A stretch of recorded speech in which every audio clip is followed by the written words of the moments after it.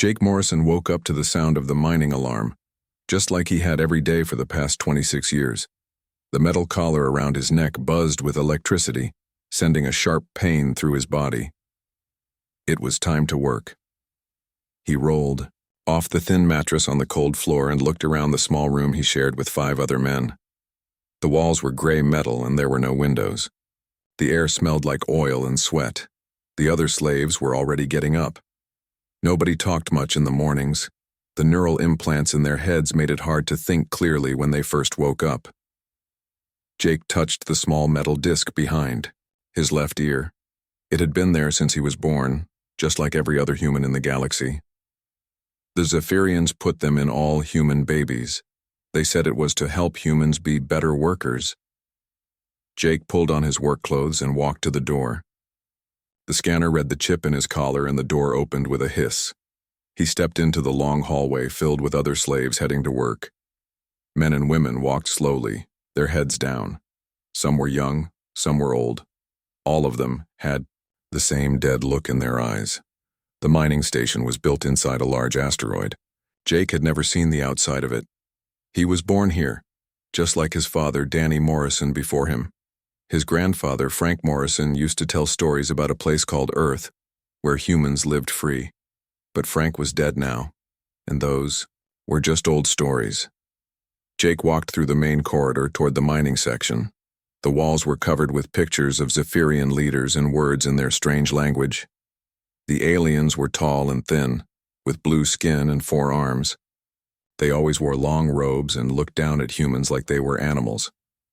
Jake had only seen a few Zephyrians in person. Most of the time, humans were managed by other humans who worked for the aliens. At the mining section, Jake picked up his tools from the equipment room. The laser cutter was heavy and hot. He had been using the same one for 10 years. His hands knew exactly how to hold it, where to aim it, how to make it cut through rock without breaking.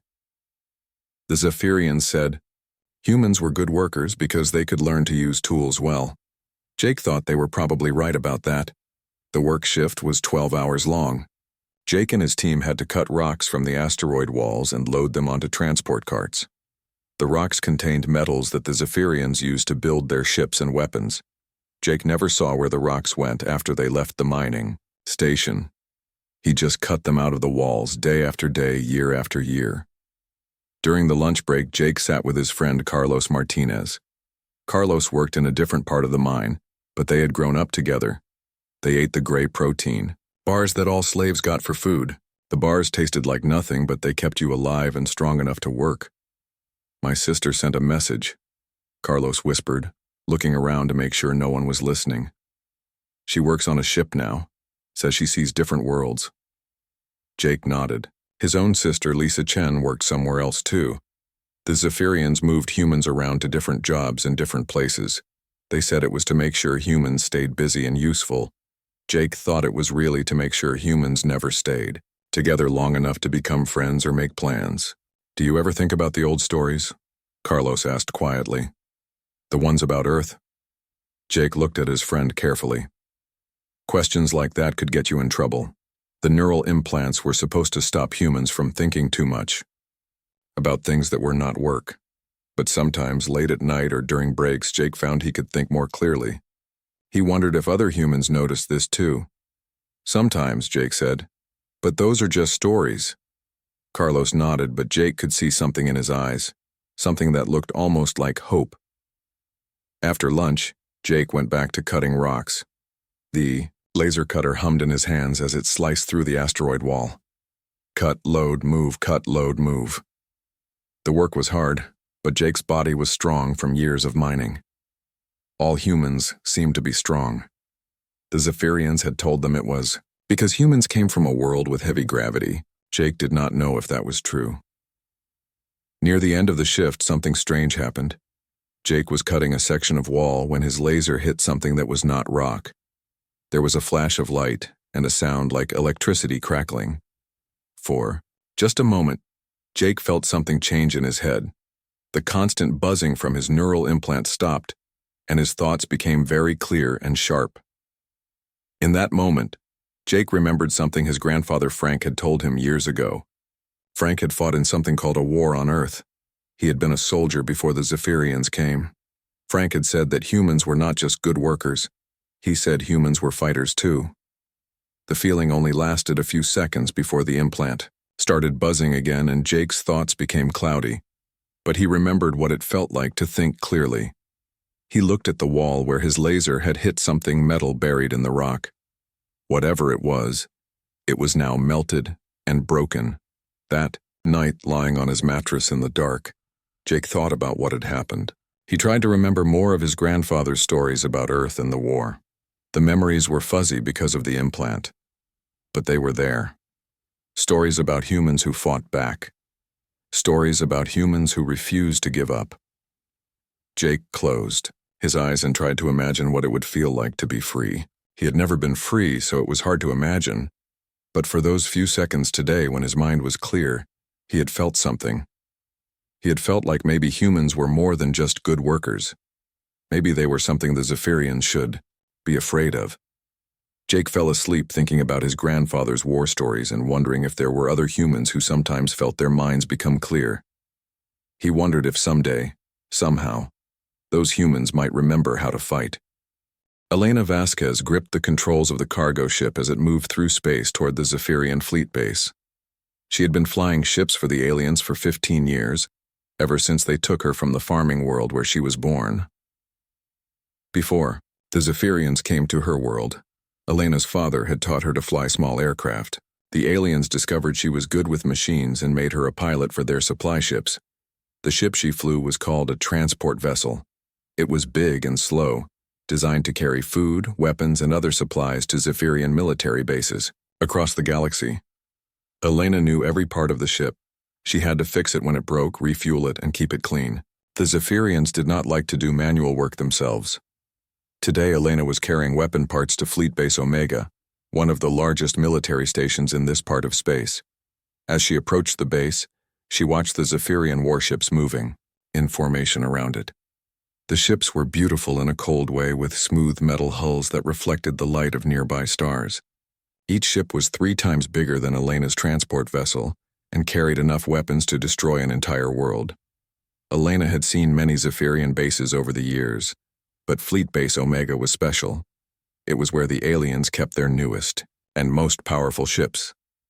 As she flew closer, Elena noticed something she had never seen before. All the warships were connected to the base by thick energy cables. Blue light moved through the cables like electricity. Her neural implant buzzed as she got too curious about what she was seeing. The device in her head was supposed to stop her from thinking too much about things that were not her job. But Elena had learned to push through the buzzing when she needed to understand something important about flying. She docked her ship at Teu, the base, and began unloading the weapon parts. While she worked, Elena listened to the Zephyrian technicians talking. They spoke in their own language, but all human slaves were given language implants so they could understand orders. The technicians were excited about something they called the command network system. Elena pretended to focus on her work while she listened. The Zephyrians were talking about how all their ships were now connected to a central computer that could control the entire fleet at once. One alien said it would make their navy impossible to defeat because every ship would work together perfectly. After Elena finished unloading, she had to wait for new cargo to take to another base. While she waited, she walked around the loading area and looked at the energy cables connecting the ships to the base. The cables were thick as tree trunks and hummed with power. Elena could feel electricity in the air around them. Something about the setup bothered her. Elena had learned a lot about electronics over the years from fixing her ship. The Zephyrian system looked powerful, but it also looked like it had a weakness. If all the ships were connected to one central computer, what would happen if that computer stopped working? Elena's thoughts were interrupted when a Zephyrian officer approached her. The alien was tall and thin like all of his kind, with blue skin and 4 arms. He wore the black uniform of the Fleet Command. "Human pilot," the officer said in the common language. "You will carry important cargo to Research Station 7. The cargo contains new control devices for human workers. Do not look at the cargo. Do not touch the cargo. Do you understand?" "Yes, sir," Elena said, keeping her head down like all humans were supposed to do. The officer walked away, and Elena went to load the new cargo. The boxes were small and heavy, marked with symbols she did not recognize. As she moved them into her ship, Elena accidentally dropped one box. It broke open and she saw what was inside. The box contained neural implants like the one in her own head, but these were different. They were bigger and had more wires. There were also small devices that looked like remote controls. Elena quickly put everything back in the box and loaded it onto her ship, but her hands were shaking. Research Station 7 was a 3-day flight away. During the journey, Elena thought about what she had seen. The new implants were clearly designed to give the Zephyrians even more control over human slaves. The remote control devices could probably cause pain or even death from far away. On the second day of the flight, something unexpected happened. Elena was checking the ship's systems when she noticed that one of her communication devices was picking up signals it should not receive. The device was scanning through different frequencies, and Elena heard voices speaking in human languages. At first, she thought it was just random radio noise from old human settlements. But as she listened more carefully, Elena realized the voices were talking to each other. They were using code words and speaking in ways that sounded like they were trying to hide their real meaning. Elena spent hours listening to the signals. Slowly, she began to understand what she was hearing. There were humans on different worlds and stations who were secretly communicating with each other. They talked about work and weather and food, but Elena could tell they were really sharing information about Zephyrian activities and movements. One voice belonged to a man who called himself Nathan. He worked at a research facility and spoke in code about new recipes and cooking methods. Elena realized he was talking about ways to modify or disable neural implants. Another voice belonged to a woman called Maria, who worked at a construction site and shared information about Zephyrian building projects. Elena had discovered a secret network of humans who were working together across the galaxy. Her heart started beating fast as she realized what this meant. Despite all the Zephyrian control systems, despite the neural implants and the separation of human workers, some people had found ways to resist and communicate. When Elena reached Research Station 7, she delivered the cargo as ordered. But now she knew what those new implants were for, and she knew there were other humans who might want to know too. As she prepared for her next cargo run, Elena began thinking about how she could make contact with the secret network. That night, while her ship was docked at the research station, Elena used her communication equipment to scan for the same frequencies she had heard during her flight. After an hour of searching, she found them. The voices were still there, still talking in their careful code. Elena took a deep breath and pressed the transmit button on her radio. Her voice was quiet and nervous as she spoke. "This is Elena. I fly supply ships for the Blue Ones. I think I have information you might want to know about new control devices. Can anyone hear me?" There was silence for a long moment. Then a man's voice answered, "Elena, this is Nathan. We hear you. Welcome to the network." Elena smiled for the first time in years. She was not alone anymore. Somewhere out in the galaxy, other humans were fighting back in small ways, sharing information, and preparing for something bigger. Elena did not know what that something was yet, but she wanted to be part of it. As she prepared to sleep that night, Elena thought about the Zephyrian fleet and their new command network system. She wondered if Nathan and the others in the secret network would be interested to know that all the alien warships were now connected to a single computer system. It seemed like the kind of information that might be very useful to people who were planning to fight back. Ryan Mitchell sat in the dark communication room, surrounded by screens and blinking lights. His job was to maintain the Zephyrian communication systems that connected 17 different star systems. The aliens trusted him because he had worked for them for 12 years without causing any problems. They did not know that Ryan had been secretly using their own equipment to help humans talk to each other across the galaxy. Ryan's fingers moved quickly over the control panels as he made small changes to the communication signals. He had learned how to hide human messages inside the normal data that moved between Zephyrian bases. The aliens never checked this data carefully because there was so much of it. To them, It all looked like boring reports about supplies and maintenance. But hidden in those boring reports were messages from humans like Elena the pilot, Nathan the scientist, and dozens of others. Over the past 6 months, Ryan had helped build a secret network that now included humans on 43 different worlds and space stations. Tonight, Ryan was waiting for an important message from Grace Palmer. Grace worked in the Zephyrian Central Archives on the Capital World. She had access to military records and government documents that other humans never saw. If anyone could find information about Zephyrian plans, it was Grace. The message came through at exactly midnight, coded as a routine maintenance report. Ryan decoded it quickly and felt his heart start beating faster as he read what Grace had discovered. The Zephyrians were planning something called Operation Expansion. In 3 months, they would send their largest fleet ever to invade the Andromeda Galaxy. They planned to take millions of human slaves with them to work in the new territory, but the worst part was what would happen to the humans left behind. The aliens planned to reduce the human population in their current territory by half. They said too many humans were becoming difficult to manage. Ryan immediately sent coded messages to other key people in the network. Elena the pilot needed to know because she could spread the word to humans on different bases. Carlos Martinez needed to know because he led a group of workers in the weapon factories. Most importantly, Nathan Brooks needed to know because he was working on something that might help humans fight back. 2 days later, Ryan received a response from Nathan that made him both excited and worried. Nathan had figured out how to reverse the effects of neural implants. He could not remove them completely, but he could modify them so that humans could think clearly and remember their past. The problem was that the process required special equipment that was only available in Zephyrian research labs. Ryan coded Nathan's message and sent it to Amy Thompson, who worked in the shipyards building Zephyrian vessels. Amy led a team of human engineers who had been secretly modifying alien equipment for months. If anyone could get the equipment Nathan needed, it would be Amy's people. While Ryan waited for Amy's response, he worked on expanding the communication network. Every day, more humans made contact. Some were workers in mines like Jake Morrison.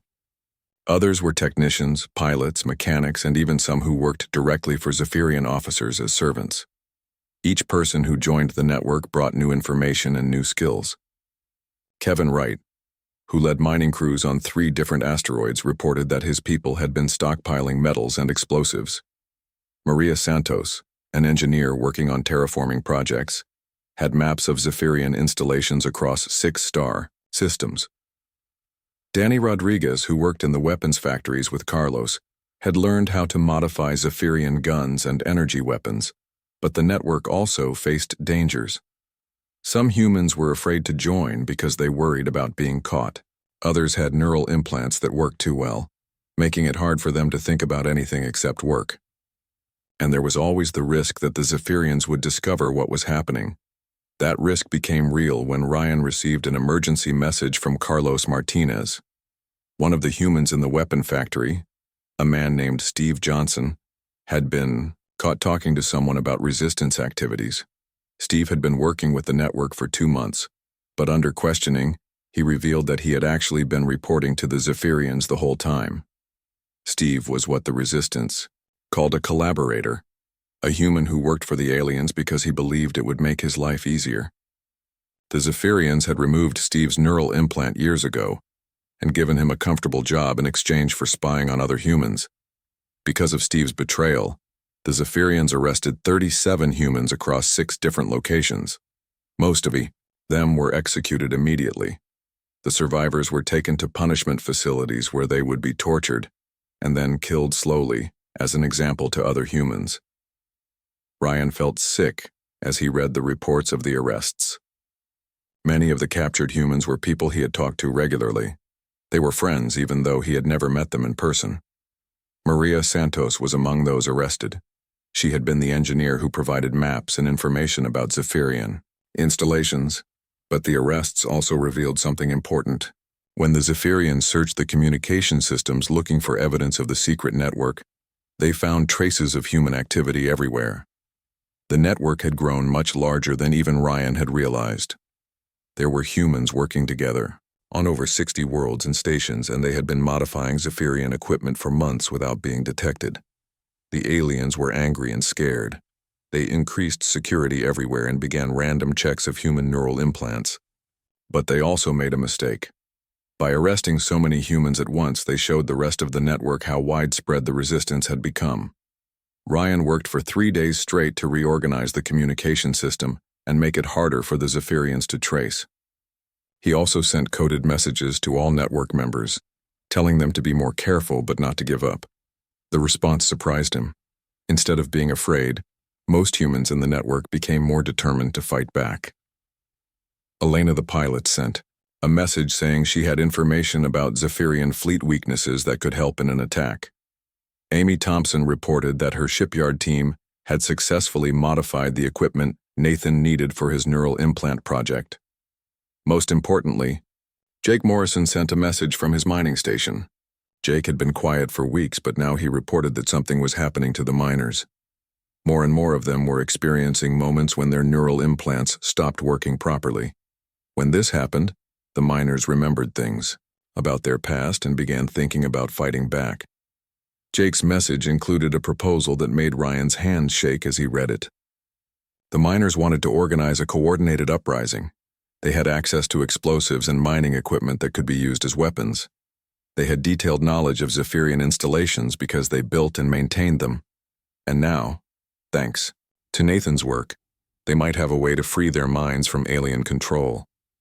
Ryan stared at his screens for a long time, thinking about Jake's proposal. For months, the network had focused on gathering information and making small acts of sabotage. But Jake was talking about something much bigger. He was talking about open rebellion. As Ryan prepared to send Jake's message to other network leaders, he thought about Maria Santos and the other humans who had been executed. They had died because they tried to resist Zephyrian control in small ways. Maybe it was time to resist in bigger ways. Ryan began coding a message that would go to every human in the secret network. It was time to find out how many humans were ready to stop being slaves and start being fighters. The message was simple. The time for hiding is over. Are you ready to fight back? As Ryan sent the message into the galaxy, he knew that everything was about to change. The Zephyrians had made humans into slaves, but they had also taught humans how to use their technology and how to work together across vast distances. Now those same humans were about to show their masters what they had learned. The day started like any other day for the Zephyrians, but it would end with their empire burning. Jake Morrison stood in the mining tunnel, holding a modified explosive device that Amy Thompson's team had designed. Around him, 47 other miners waited in the darkness. Each of them held similar devices. Above them, the Zephyrian control center hummed with activity as the aliens managed their mining operations across the asteroid belt. Jake looked at his watch. In 30 seconds, humans across 43 star systems would strike at the same moment. The secret network had planned this day for 3 months, ever since Nathan Brooks had figured out how to temporarily disable the neural implants that kept humans under control. 10 seconds, Jake whispered into his communication device. On the warship Eternal Victory, Elena Vasquez sat in the pilot's chair of a Zephyrian fighter that she was supposed to be moving to a different hangar. But Elena was not going to move the ship to a hangar. She was going to fly it straight into the ship's main reactor core. Beside her, Danny Rodriguez held a bag of modified weapons that would explode when Elena crashed the fighter. 5 seconds, came Jake's voice through Elena's hidden communicator. At the weapon factory on Korath Prime, Carlos Martinez and his team had spent weeks secretly modifying the energy weapons they were supposed to be building for the Zephyrian army. Instead of shooting at enemies, these weapons would overload and destroy the factory's power systems. Carlos held the master control device that would activate all the modified weapons at once. 3, 2, 1, now. Jake pressed the button on his explosive device. The blast tore through the mining station's main support structure. Around him, his fellow miners detonated their own charges. Within seconds, the entire asteroid mining facility was collapsing. The Zephyrian control center fell into the darkness below as rocks and metal crashed down on top of it. At the same moment, Elena pushed her fighter's engines to maximum power and aimed straight at the warship's reactor core. The Zephyrians in the ship's control room had just enough time to realize what was happening before Elena's fighter smashed into the reactor. The explosion that followed destroyed the entire warship and damaged 3 other vessels docked nearby. Carlos activated the master control for the modified weapons. Across the factory floor, hundreds of energy weapons began to overload simultaneously. The power feedback created a chain reaction that destroyed the factory's main generator and plunged the entire facility into darkness. In the confusion, Carlos and his team began setting fire to the weapon storage areas. Similar attacks happened across the galaxy. Patricia Hayes, who had been forced to work as a construction supervisor, used mining charges to destroy the main fuel depot at Centauri Station. The explosion was so large it could be seen from 3 different star systems. Troy Walker, working as a mechanic on a Zephyrian fighter squadron, had modified the ship's navigation systems. When the Zephyrian pilots tried to launch their fighters, to respond to the attacks, their ships flew straight into each other instead of toward their targets. But the most important attack happened on the research world where Nathan Brooks worked. Nathan had spent months preparing for this moment. He had not only figured out how to disable neural implants, but he had also discovered how to network human minds together, using the same technology the Zephyrians used to control them. When Nathan activated his modified equipment, something amazing happened. The neural implants in thousands of humans across the galaxy stopped suppressing their thoughts and memories. Instead, the implants began connecting human minds to each other. For the first time in 75 years, humans could think clearly and work together as a unified force. Marcus Thompson had been hiding in the deep tunnels under Earth's surface for 30 years. Everyone thought he was dead, but Marcus had been leading a secret group of humans who had never been captured by the Zephyrians. When Nathan's network activated, Marcus felt his mind connect with thousands of other humans across the galaxy. Suddenly, he was not just leading a small group of rebels. He was part of a vast human army.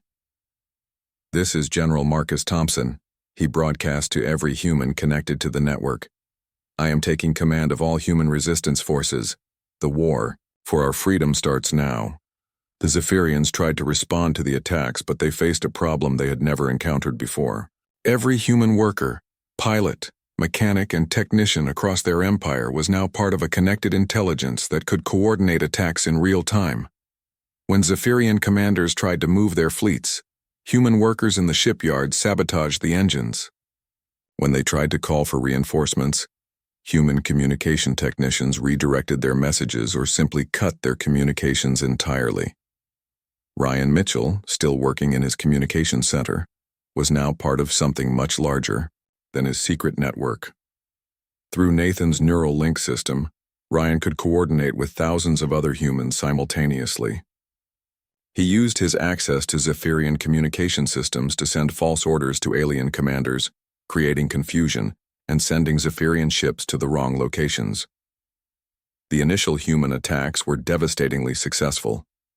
Within 6 hours, the rebellion had destroyed 40% of the Zephyrian fleet, shut down major weapon production facilities, and taken control of key supply routes.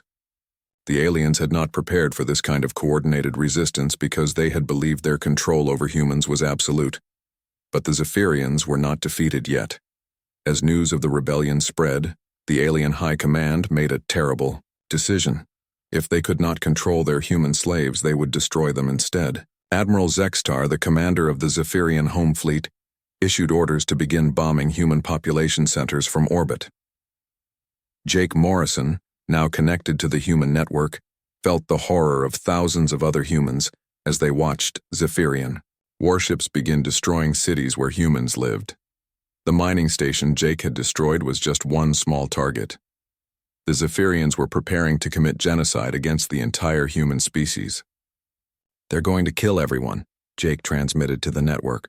"We have to stop them now or there won't be any humans left to save." General Marcus Thompson's voice came through the network, steady and determined.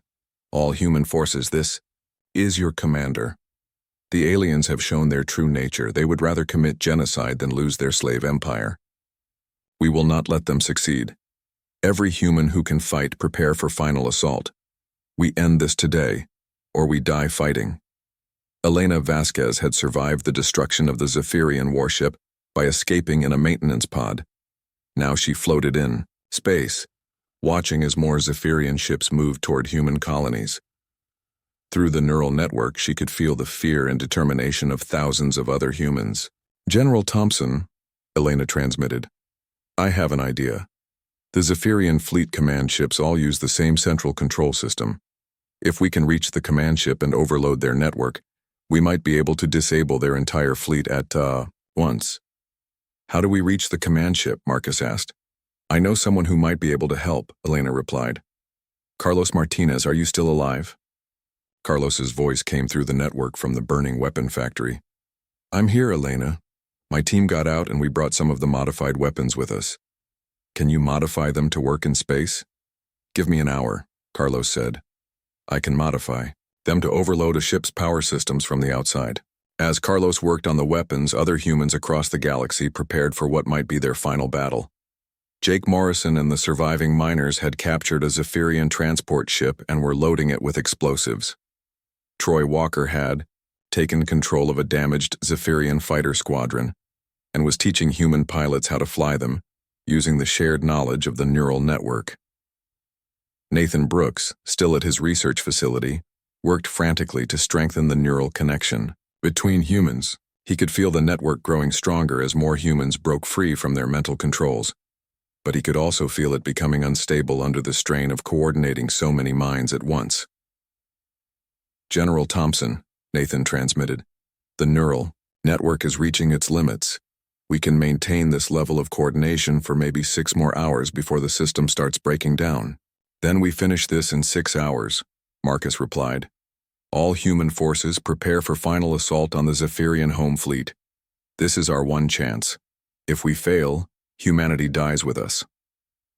As the human forces prepared for their desperate final attack, Jake Morrison looked out at the stars and thought about his grandfather Frank, who had fought in the last war for human freedom. Frank had lost that war, but he had lived to tell Jake about it. Now Jake had a chance to finish what his grandfather had started.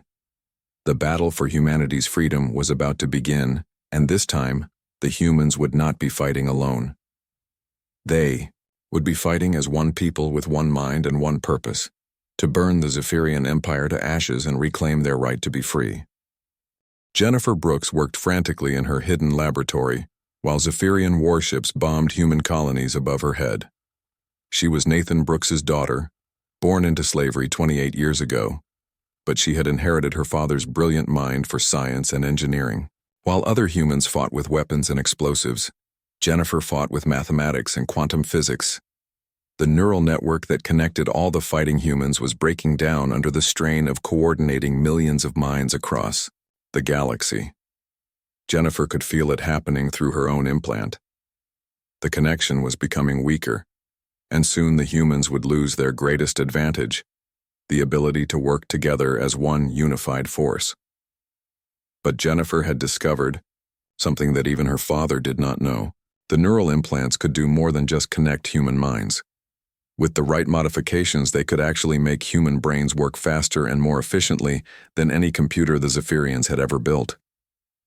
Jennifer's fingers moved quickly over her equipment as she made final adjustments to the quantum amplifier she had been building in secret. If her calculations were correct, this device would not just repair the failing neural network, it would make it 1,000 times more powerful. Dad, are you receiving this? Jennifer transmitted through the weakening network connection. Nathan's voice came back faintly from his research station. I'm here, Jennifer. The network is failing. We're losing connections across 12 star systems. I have a solution, but it's dangerous, Jennifer replied. I can amplify the neural network using quantum entanglement, but it will put enormous strain on everyone connected to it. Some people might not survive. Through the network, Jennifer felt the thoughts of General Marcus Thompson as he considered her proposal. The old soldier was leading human forces in a desperate attack on the Zephyrian home fleet, but his ships were taking heavy losses. Without the neural network, the humans would lose their coordination and be destroyed within hours. How dangerous? Marcus asked. I don't know, Jennifer admitted. No one has ever tried to network this many minds using quantum enhancement. But if it works, we won't just be able to coordinate our attacks. We'll be able to think and react faster. Then the Zephyrians can follow. Sarah Mitchell, who was now commanding a group of captured Zephyrian ships, transmitted her support. General, we're losing this battle. Our people are dying, and the aliens still have 10 times more ships than we do. If Jennifer's plan gives us an advantage, we have to try it. Marcus made his decision. Do it, Jennifer. All human forces, prepare for network amplification. This might hurt, but it's our only chance. Jennifer activated her quantum amplifier. The effect was immediate and overwhelming. Instead of the weak connection humans had been sharing, suddenly every human mind in the galaxy was linked together in a network more powerful than anything that had ever existed. Jennifer felt her consciousness expand to include thousands of other people's thoughts, memories, and skills. Through Jake Morrison's eyes, she could see the mining explosives being loaded onto captured Zephyrian ships. Through Elena Vasquez's memories, she understood exactly how Zephyrian warships were designed and where their weaknesses were. Through Carlos Martinez's hands, she could feel how to modify alien weapons to be more powerful and accurate. But the most amazing thing was how fast the networked human minds could think. Problems that would have taken hours to solve individually were now solved in seconds by the combined intelligence of millions of people working together. Lucas Chang, an engineer who had been working on Zephyrian power systems for 15 years, suddenly understood something that no one had realized before. The aliens' most powerful weapons and ships all used the same type of energy core, and those energy cores had a fatal weakness that could be exploited if you knew exactly what frequency of energy to apply. Through the quantum network, Lucas shared his discovery with every human in the galaxy instantly. Within minutes, humans everywhere were modifying their weapons and equipment to generate the specific frequency that would cause Zephyrian power cores to overload and explode. The effect on the battle was immediate. Human fighters that had been barely surviving against superior Zephyrian ships suddenly began destroying alien vessels with single shots. Zephyrian weapons that had seemed unstoppable began exploding in their own gun ports. Entire alien battle formations were wiped out in minutes as their own power systems turned against them.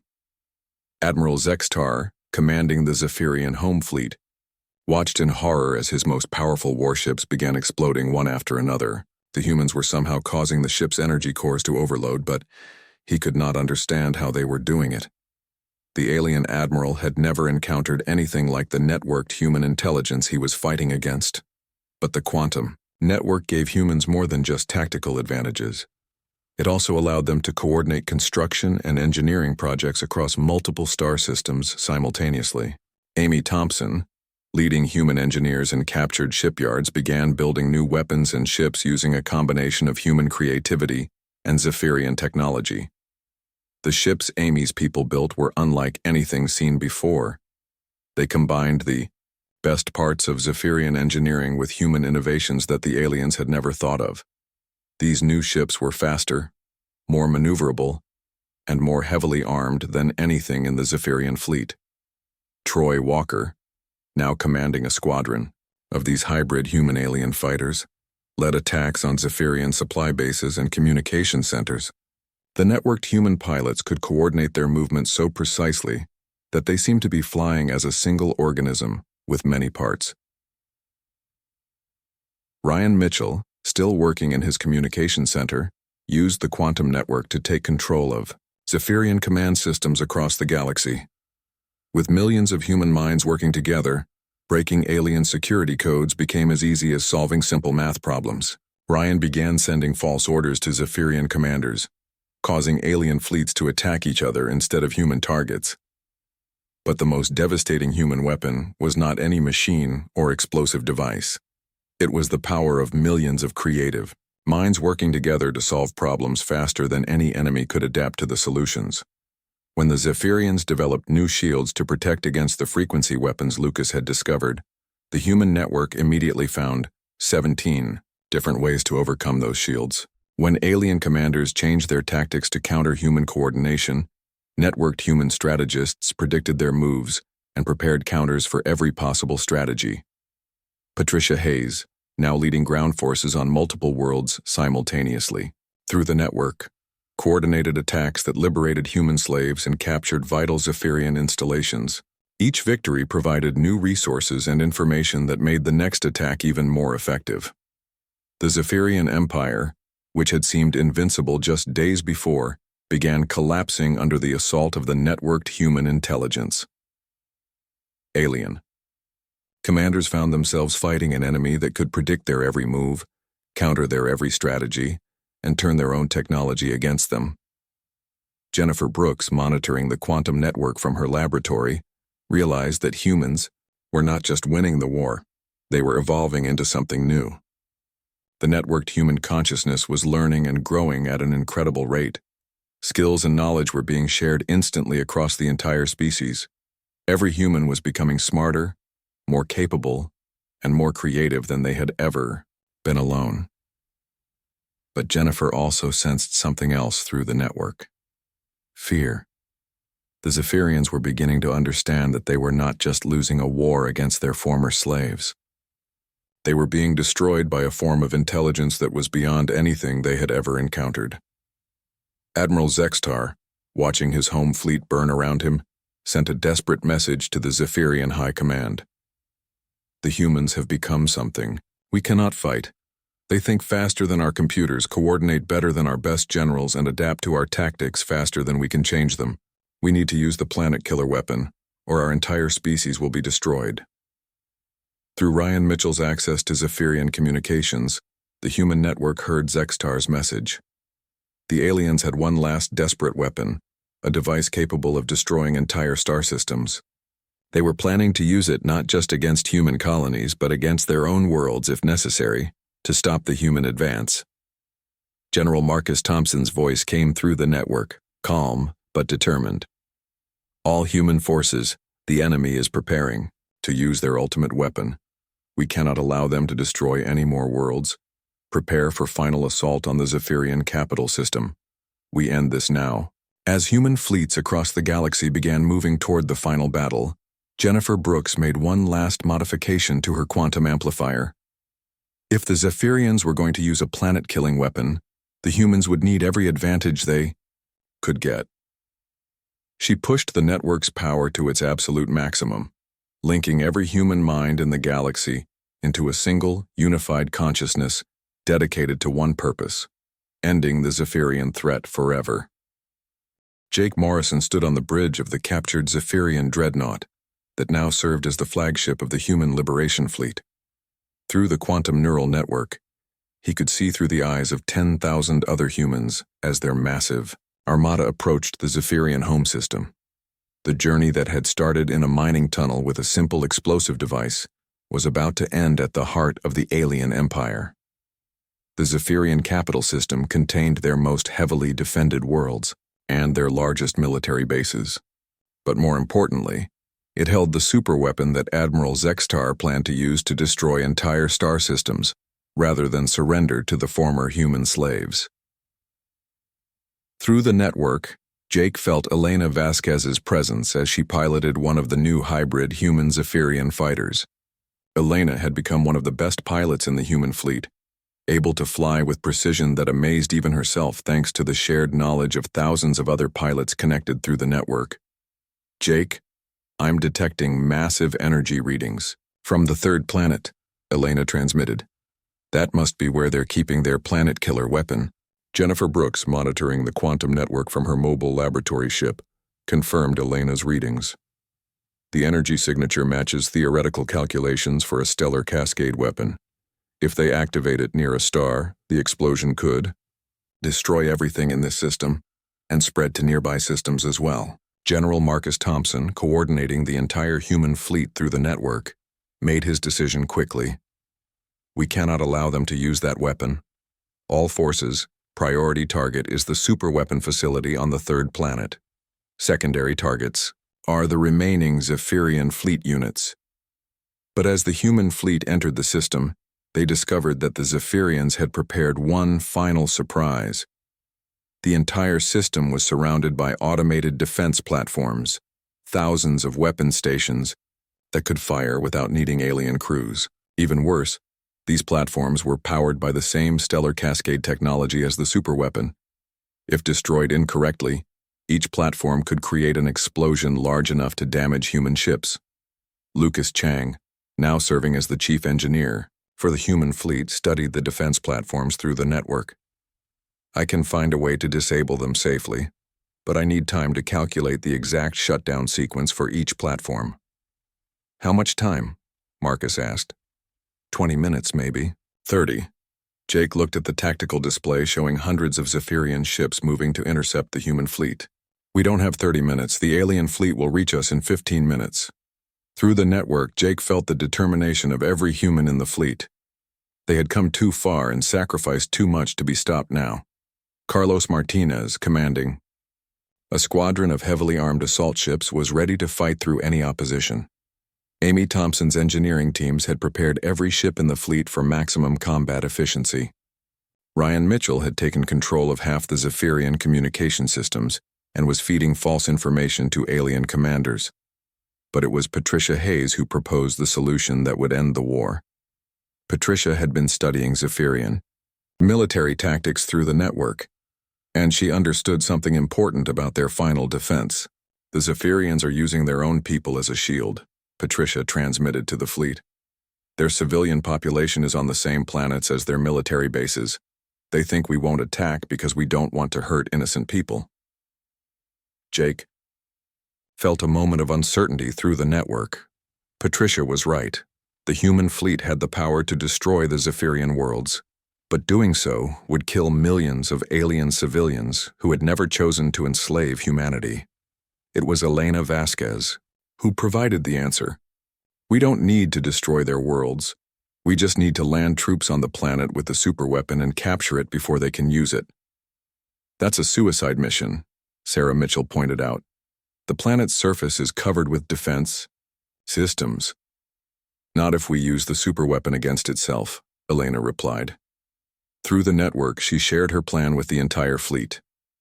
Elena had realized that the stellar cascade weapon worked by creating a chain reaction that spread from one energy source to another, but if the reaction could be controlled and directed, it could be used to disable enemy systems instead of destroying them. Jennifer Brooks ran Elena's calculations through the quantum network and confirmed that the plan could work. If we can get close enough to the weapon facility, we can reverse the cascade effect and use it to shut down all the defense systems on the planet at once.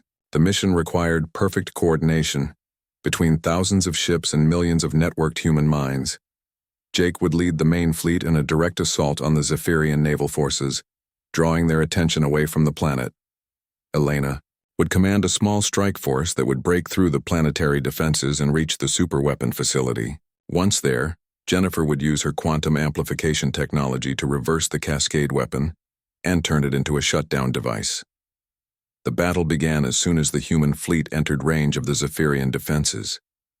Jake watched through the network as human ships engaged alien vessels in the largest space battle in galactic history.